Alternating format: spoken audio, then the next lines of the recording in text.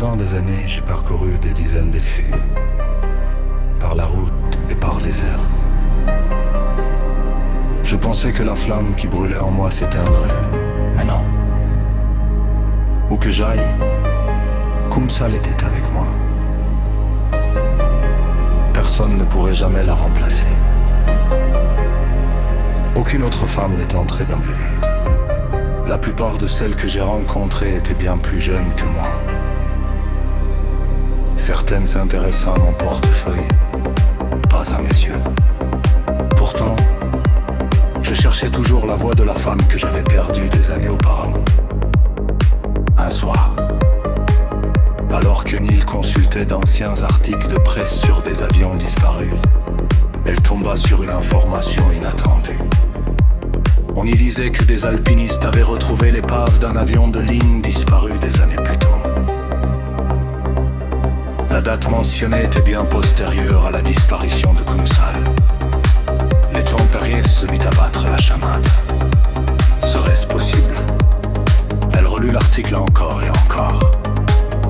L'emplacement de l'épave, le Chimborazo, la magnifique montagne d'Équateur, l'un des points les plus éloignés du centre de la Terre. Un instant, elle eut un hoquet de surprise. Et s'ils avaient cherché au mauvais endroit pendant des années? Jusqu'à ce jour, toutes les explications avaient été les mêmes. On disait que l'avion s'était abîmé dans l'océan Indien. La mer avait été fouillée pendant des mois, des millions dépensés. Mais ni la boîte noire, ni le fuselage n'avaient été retrouvés. Finalement, l'affaire mourassée. Les autorités avaient accepté quelques petits morceaux de métal comme preuve. Le reste, ce fut le silence. Pendant des années, diverses rumeurs circulèrent. Des extraterrestres les entendaient. Ils ont atterri sur une île mystérieuse. Un champ magnétique semblable à celui des Bermudes. Neil n'y croyait plus. Elle sentait que la vérité pesait bien plus lourd que mes rumeurs.